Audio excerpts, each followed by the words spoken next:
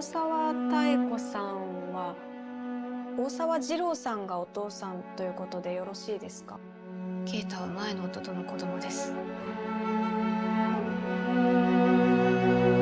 山崎さんの話聞いたことない。特別な人？別に恨んでるとかないんです。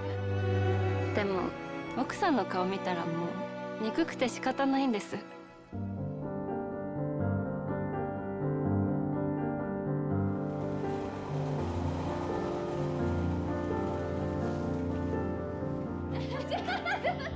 父親啓太の。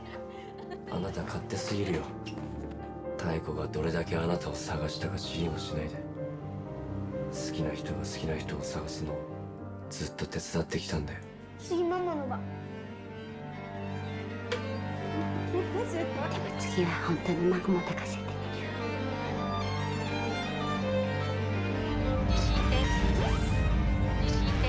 詳しいです。担当はしないの。知らないところで変われるよりはいい。いつからだろうね、僕らが目を見て話さなくなったのは。こっち見て。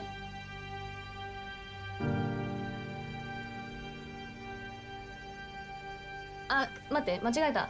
またしていい？いいよ。